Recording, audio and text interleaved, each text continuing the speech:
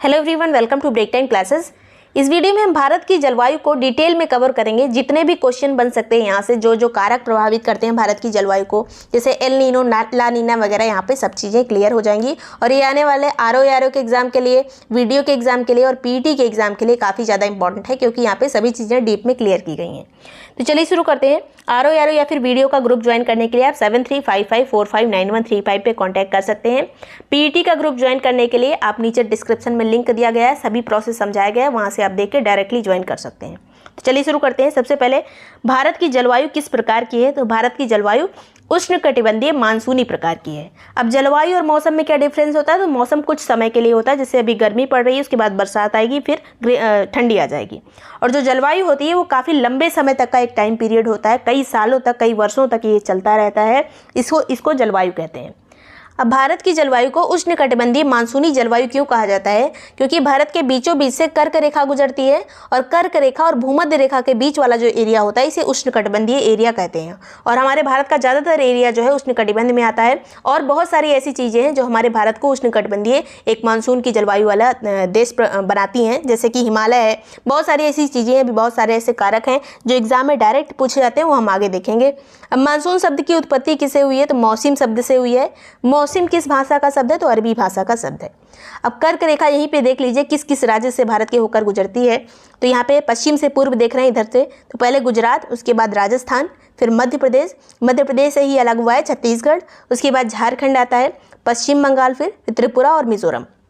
गुजरात, राजस्थान, मध्य प्रदेश, छत्तीसगढ़, झारखंड, पश्चिम बंगाल, त्रिपुरा और मिजोरम। याद रखिएगा, उत्तर प्रदेश और बिहार से होकर कर्क रेखा नहीं गुजरती है। अब कर्क रेखा किस डिग्री पर है? 23.5 डिग्री पर स्थित है। भारत की जलवायु को प्रभावित करने वाले कारक कौन कौन से हो सकते हैं? तो पीईटी के एग्जाम में जिस तरह से क्वेश्चन पूछा जाएगा, उसमें डायरेक्ट पूछा जाएगा कि निम्न में से कौन कौन से कारक जो भारत की जलवायु को प्रभावित करने वाले हैं। अगर आप आरओ या फिर वीडियो के एग्जाम की बात करें तो हो सकता है उसमें स्टेटमेंट वाइज थोड़ा सा आपको कॉन्सेप्ट भी पता होना चाहिए कि किस तरह से हमारी जलवायु को ये कारक प्रभावित कर रहे हैं। तो यहाँ पे सभी चीज़ें डिटेल में देखिएगा।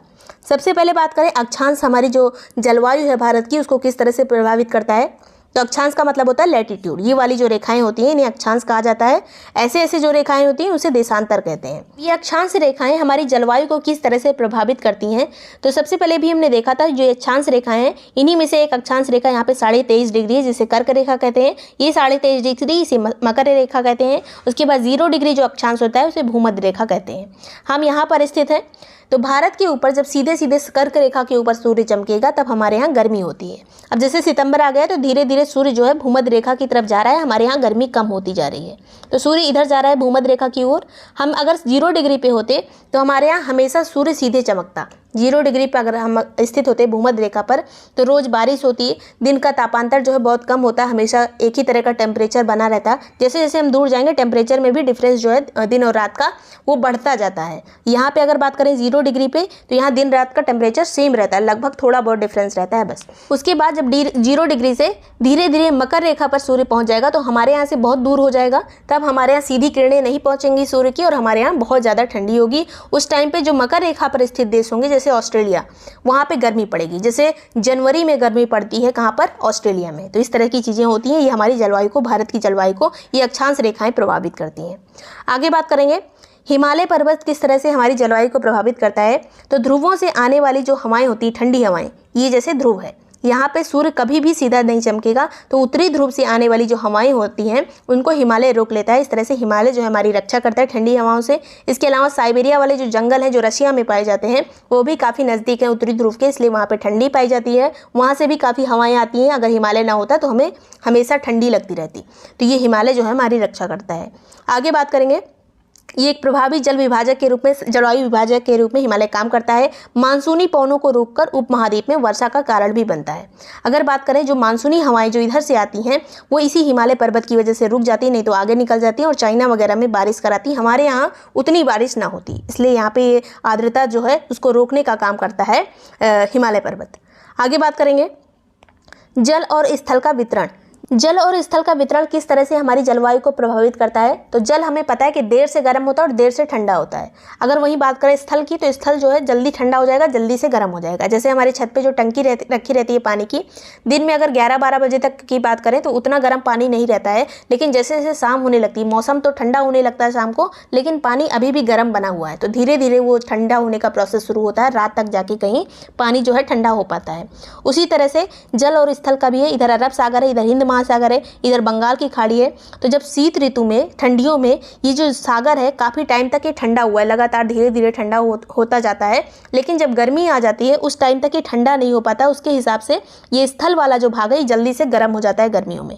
तब तक ये वाला जो पार्ट है, पानी वाला पार्ट, ये अभी ठंडा बना हुआ है। अब यहीं पे एक चीज़ और जान लीजिए, अगर दो जगह है, एक जगह ठंडी है, एक जगह गर्म है, तो जो जगह ठंडी होती है वहाँ पे वायुदाब ज़्यादा होता है, क्योंकि यहाँ पे हवाएं नीचे बैठती हैं। जो जगह गर्म होती है वहाँ पे वायुदाब कम होता है, क्योंकि हवाएं ऊपर की तरफ उठती हैं। और एक चीज़ यहीं पे और जान लीजिए, जहाँ वायुदाब ज़्यादा होता है उधर से हवा चलती है, और जहाँ कम वायुदाब होता है उसको कवर करने की कोशिश करती है। यही चीज़ यहाँ पे मानसून में भी होता है। जब ये सागर जो है ठंडा है, अभी गर्मियों की बात करें, स्थलखंड जो है गर्म हो गया है, सागर अभी भी थोड़ा ठंडा बना हुआ है, तो हवाएं इधर को चलेंगी और यही मानसून लाने का कारण बनती हैं। जैसे दक्षिण पश्चिम जो हमारा मानसून है, यहाँ पे थोड़ा ठंडी है, यहाँ से हवाएं जो है, यहाँ पे वायुदाब ज़्यादा हो गए, यहाँ से हवाएं उठी, यहाँ पे गर्म है एरिया, इसको कवर करने की इन्होंने कोशिश की, इन हवाओं ने, क्योंकि वायुदाब कम हो गया है, इसको कवर करेगी और यही जो है यहाँ से आर्द्रता उठाएगी और यहाँ पे बारिश करवाएगी। तो इस तरह से हमारी जलवायु डिसाइड होती है। समुद्र तट से दूरी भी हमारी जलवायु को प्रभावित करती है। जैसे जो एरिया समुद्र तट से दूर होगा, जैसे उत्तर प्रदेश की बात करें, यहाँ विषमकारी जलवायु पाई जाएगी, यानी अच्छी जलवायु नहीं पाई जाएगी। गर्मियों में खूब गर्मी पड़ेगी, सर्दियों में खूब ठंडी पड़ेगी, क्योंकि समुद्र का इसमें प्रभाव कम रहेगा। यहाँ पे जो समुद्र है इससे दूर हो जाएगा, तो गर्मियों में बहुत ज़्यादा यहाँ पर गर्मी पड़ेगी। और कर्क रेखा भी यहीं से गुजरती है, ये वाले एरिया से होकर गुजरती है। उत्तर प्रदेश से थोड़ी ही दूर पे है, उत्तर प्रदेश से होकर नहीं गुजरती है, लेकिन उसके थोड़ा सा दक्षिण से होकर गुजरती है, और ये बहुत ज़्यादा गर्मी का कारण बनती है। आगे बात करेंगे समुद्र तल से ऊंचाई। अगर कहीं भी बात करें, यहाँ एग्जाम्पल ले लीजिए, जैसे आगरा और दार्जिलिंग। आगरा और दार्जिलिंग दोनों एक ही अक्षांश पर स्थित हैं। यहाँ पे उत्तर प्रदेश में आगरा है, उत्तर प्रदेश में आगरा हो गया, दार्जिलिंग यहाँ पर स्थित है, पश्चिम बंगाल के सबसे उत्तरी कोने पर है दार्जिलिंग। तो दोनों एक ही अक्षांश पर स्थित है, लेकिन जो दार्जिलिंग वाला एरिया है वो हिमालय के प्रभाव के कारण थोड़ा ऊंचाई पर है, इसलिए वहाँ पे ठंडा मौसम बना रहता है, जबकि आगरा वाला जो एरिया है काफ़ी गर्मी रहती है यहाँ पर। तो ये चीज़ें प्रभावित करती हैं, ऊंचाई भी प्रभावित करती है। आगे बात करेंगे स्थलाकृति किस तरह से प्रभावित करती है जो हमारी जलवायु है। तो दक्कन और अरावली जो पहाड़ियाँ हैं, या विंध्यन, सतपुड़ा, ये सभी चीज़ें हमारी जलवायु को प्रभावित करती हैं। जो शाखा इधर से गई, यहाँ पे गारो खासी जो जयंतिया पहाड़ियाँ हैं, उसकी वजह से यहाँ पे बहुत बारिश होती है। यहाँ पे जो मेघालय वाला एरिया है, मासिन राम में सबसे ज़्यादा बारिश होती है विश्व में। धीरे धीरे जैसे जैसे ये आगे बढ़ती जाती है, यहाँ पे हिमालय से टकराती है। इसके बाद यहाँ वाली एक शाखा इधर से जो जा रही है वो यहाँ पे अरावली से जाकर टकराती है। यहाँ पे दक्कन वाले पठार हैं, इसलिए इधर वाले पश्चिमी घाट में इधर वर्षा ज़्यादा होती है। दक्कन का पठार जो है आर्द्रता को इधर नहीं जाने देता हवाओं को, इसलिए ये वाला एरिया जो है सूखा रह जाता है। आगे ये हवाएं यहाँ पे टकराएंगी अरावली वाले पर्वत से, इस वाले पर्वत से, और उसके बाद यहाँ से हवाएं मुड़ जाती हैं। उसके बाद कराची में पाकिस्तान की तरफ चली जाती हैं, इधर नहीं जा पाती ज़्यादा, इसलिए ये वाला जो एरिया है एकदम गर्मी रह जाती है। यहाँ पर राजस्थान में मरुस्थल बन जाता है, तो ये अरावली पर्वत के कारण उधर हवाएं प्रवेश नहीं कर पाती हैं। तो ये सभी चीज़ें प्रभावित करती हैं हमारी जलवायु को। आगे बात करेंगे मानसूनी हवाएं किस तरह से प्रभावित करती हैं हमारी जलवायु को। तो जैसे अभी हमने बात की, गर्मियों में दक्षिणी पश्चिमी मानसून जो है आता है, दक्षिणी पश्चिमी हवाएं चलती हैं जो कि समुद्र से स्थल की तरफ चलती हैं। दक्षिणी पश्चिमी हवाएं जो हैं समुद्र से स्थल की तरफ गर्मियों में चलती हैं, जो हमारे यहाँ मानसून लाने का कारण बनती हैं। उसके बाद एक उत्तर पूर्वी शीतकालीन हवाएं होती हैं जो सर्दियों में चलती हैं स्थल से समुद्र की ओर, और इन्हीं हवाओं के कारण तमिलनाडु में वर्षा होती है। तमिलनाडु एक ऐसा राज्य है जहाँ पे ठंडियों में दिसंबर के टाइम पे बारिश होती है, जब मानसून वापस लौटता है। मानसून का जो निवर्तन होता है, जिसे मानसून के वापस जाने को निवर्तन कहा जाता है, तो उत्तर पूर्वी शीतकालीन हवाओं की वजह से ही ये निवर्तन होता है, जो स्थल से समुद्र की ओर होती हैं, और ये जो है तमिलनाडु में काफ़ी बारिश कराती हैं। आपने सुना होगा कि ठंडी के टाइम पर जो है तमिलनाडु में बाढ़ आ गई, चेन्नई में बाढ़ आ गई, ये सब इन्हीं हवाओं के कारण होता है, उत्तर पूर्वी हवाओं के कारण। आगे बात करेंगे ऊपरी वायु परिसंचरण क्या होता है। तो जेट हवाएं चलती हैं, दो तरह की जेट हवाएं होती हैं, एक पश्चिमी एक पूर्वी। जो पश्चिमी जेट हवाएं होती हैं, ये जो स्थल होता है, स्थल भाग, उससे 8 किलोमीटर की ऊंचाई पर चलती हैं, बहुत तेज़ हवाएं होती हैं ये, और यही पश्चिमी विक्षोभ के लाने का कारण होती हैं। पश्चिमी विक्षोभ किस तरह से आता है, ये भूमध्य रेखा वाला जो एरिया है वहाँ से आर्द्रता उठाती हैं ये हवाएं। उसके बाद जो है अगर दिल्ली वगैरह की बात करें तो ठंडियों में यहाँ पे कभी कभी ओला पड़ता है, दिल्ली में बारिश होती है, सर्दियों में बिल्कुल। तो ये किस कारण होता है? तो पश्चिमी विक्षोभ के कारण, जो कि जेट हवाओं की वजह से होता है।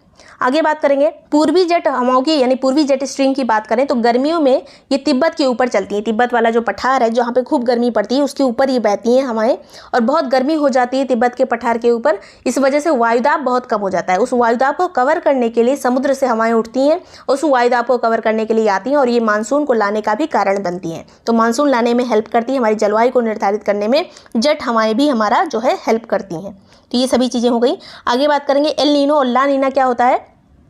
तो एल नीनो और ला नीना में एक ही डिफरेंस है। यहाँ पे एक प्रशांत महासागर है, ये आपने देखा ही होगा, मैप वगैरह देखा होगा। तो प्रशांत महासागर के इधर एशिया है, इधर ऑस्ट्रेलिया है, और इधर उत्तरी अमेरिका, इधर दक्षिणी अमेरिका है। तो जब एल नीनो आता है तो ये वाला जो एरिया दक्षिणी अमेरिका के किनारे वाला एरिया, इधर पेरू स्थित है।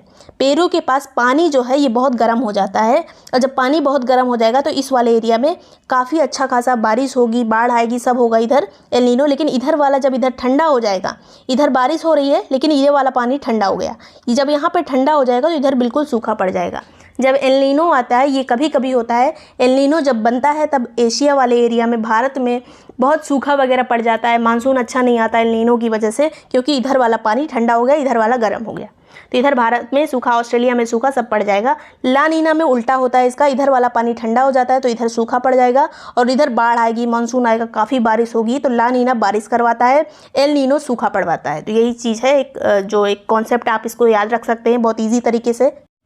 आगे बात करेंगे, यहाँ पे देख लीजिए कुछ क्वेश्चन इस तरह से पूछ लिए जाते हैं कि भारत में सबसे पहले मानसून कहाँ पे हिट करता है। तो सबसे पहले यहाँ पे केरल में हिट करता है 1 जून के टाइम पे। अब किसी किसी बुक में ये डेट वगैरह अलग लिखी मिल सकती है, लेकिन 1 जून को ज़्यादातर यहाँ पे मानसून आ जाता है, और एक शाखा इधर जाती है, एक शाखा इधर जाती है, और ये वाली शाखा जब इधर जाएगी तो यहाँ पे मानसीराम में काफ़ी बारिश कराएगी, मेघालय में। उसके बाद धीरे धीरे आगे जाएगी और इसकी आर्द्रता कम होती जाएगी। यहाँ पे जैसे जैसे हम उत्तर प्रदेश की ही बात करें तो पूर्व में ज़्यादा बारिश होगी और पश्चिम में कम होगी। गोरखपुर वाले एरिया में ज़्यादा बारिश होती है, वही मथुरा वगैरह दिल्ली की साइड जैसे जैसे बढ़ते जाएंगे बारिश भी कम होती जाएगी, क्योंकि आर्द्रता कम हो रही है। अब दूसरा वाला जो यहाँ पे एक शाखा है वो इधर की तरफ जाती है, पश्चिमी घाट पे खूब बारिश होगी, पूर्वी घाट पे नहीं होगी, दक्कन के पठार की तरफ वजह से। उसके बाद जब ये आगे बढ़ेगी इधर अरावली से टकराएगी, यहाँ पे विंध्यन रेंज है, इधर सतपुड़ा रेंज है, थोड़ा बहुत यहाँ से जाएगी हवा और थोड़ी आर्द्रता लेके जाएगी और थोड़ी ही बारिश कराएगी। तो ये वाला एरिया जो है काफ़ी सूखा रह जाता है। उसके बाद आगे बात करें, इधर अरावली से टकरा के जब ये हवाएं इधर की तरफ घूमेंगी, जब इधर की तरफ घूमेंगी तो ये पाकिस्तान चली जाएंगी, और इधर ये वाला एरिया जो है राजस्थान वाला एरिया सूखा पड़ जाता है यहाँ पर। और इधर जो है जो बुंदेलखंड वाला एरिया है वहाँ पे भी सूखा पड़ा रहता है। और यहाँ पे आते आते, इस जगह पे आते आते तो सभी हवाओं की आर्द्रता, इधर वाले की शाखा की भी आर्द्रता खत्म हो जाती है, इधर की भी खत्म हो जाती है। तो लेह में सबसे कम जो है बारिश होती है, सबसे ज़्यादा मासिनराम में, सबसे कम लेह में। और एक चीज़ और यहाँ पे देख लीजिए, ये वाला एरिया जो है कोरोमंडल तट कहते हैं इसे, तमिलनाडु वाला एरिया, यहाँ पे दिसंबर में बारिश होती है, जो लौटता हुआ मानसून होता है उससे यहाँ पे बारिश होती है, चेन्नई वगैरह में, थोड़े एरिया में। आगे बात करेंगे, सबसे ज़्यादा वर्षा हमने देखा था अभी मासिनराम मेघालय में, सबसे कम लेह में होती है। किस तट पर लौटते हुए मानसून से वर्षा होती है? तो कोरोमंडल तट पर। इसके अलावा जैसलमेर में औसत वर्षा कितनी होती है? यहाँ पे सूखा पड़ा रहता है तो यहाँ पे 12 सेंटीमीटर औसत वर्षा होती है। कुल भारत में कितनी औसत वर्षा होती है? तो 112 से 125 सेंटीमीटर औसतन वर्षा होती है भारत में। जैसलमेर में बहुत कम होती है, 12 सेंटीमीटर। आगे एक चीज़ और पूछा जाता है कि किस दिन दिन रात बराबर होते हैं। तो ये सभी चीज़ें, किस दिन सबसे बड़ा दिन होता है या फिर किस दिन सबसे छोटा दिन होता है। तो सबसे छोटे दिन से शुरू करते हैं, 22 दिसंबर को। 22 दिसंबर को जो सूर्य है वो मकर रेखा पर चमकता है। ये मकर रेखा है, हम जो है कर्क रेखा पर स्थित हैं, हमसे सूर्य काफ़ी दूर है। अब यहाँ पे हम बात कर रहे हैं सूर्य दूर है, लेकिन ऐसा नहीं होता है, पृथ्वी घूमती है, सूर्य नहीं घूमता है। और जो पृथ्वी है जिस साइड पे उसके सूर्य आ जाएगा वही वाला एरिया ज़्यादा गर्मी पड़ेगी, जहाँ पे किरणें सीधी पड़ेंगी। तो सूर्य जब सीधा मकर रेखा पर चमकता है तो कर्क रेखा पर काफ़ी सर्दी पड़ती है। और ये 22 दिसंबर का दिन होता है जब सीधा मकर रेखा पर चमकता है, उस टाइम पे कर्क रेखा पे सबसे छोटा दिन होता है 22 दिसंबर को। आगे बात करेंगे यहाँ पर, इधर वाला जो ये वाला चीज़ है 21 मार्च, यहाँ पे हो गया 22 दिसंबर। 22 दिसंबर के बाद 21 मार्च देखेंगे, जब सूर्य जो है भूमध्य रेखा यानी 0 डिग्री पर सीधा चमकता है, उस टाइम पे दिन और रात बराबर होते हैं। दिन और रात बराबर कब होते हैं? तो बसंत ऋतु में 21 मार्च को दिन रात बराबर होते हैं कर्क रेखा पर। आगे बात करेंगे, 21 जून की बात करें तो सीधा जो है सूर्य कहाँ पे चमकेगा, सीधा सूर्य चमकेगा कर्क रेखा पर। जब कर्क रेखा पर सीधा चमकता है तो हमारे यहाँ सबसे बड़ा दिन होता है 21 जून, और यहाँ पे वहीं मकर रेखा पे सबसे छोटा दिन हो जाएगा। तो 21 मार्च को हमारे यहाँ सबसे बड़ा दिन होता है। आगे यहाँ पे बात करें, अब 2 बार दिन रात बराबर होते हैं। एक हमने देखा था यहाँ पे 21 मार्च को दिन रात बराबर हुआ, उसके बाद एक बार और बराबर होगा जब वापस से जब सूर्य जाएगा और भूमध्य रेखा पर सीधा चमकेगा। जब यहाँ से वापस कर्क रेखा से फिर से जा रहा है मकर रेखा के साइड, तो एक बार फिर से 23 सितंबर को दिन रात बराबर होंगे जब 0 डिग्री पे चमकेगा। तो ये सब चीज़ें हो गई जो एग्जाम में पूछी जा सकती हैं। वीडियो पसंद आया हो तो लाइक और सब्सक्राइब कर लीजिएगा। आरओ या फिर वीडियो का पेड ग्रुप ज्वाइन करने के लिए 7355459135 पे कांटेक्ट कर सकते हैं। पीईटी का ग्रुप ज्वाइन करने के लिए नीचे लिंक डिस्क्रिप्शन में दिया है, पूरा डिटेल देख के आप ज्वाइन कर सकते हैं। Thank you so much watching break time classes.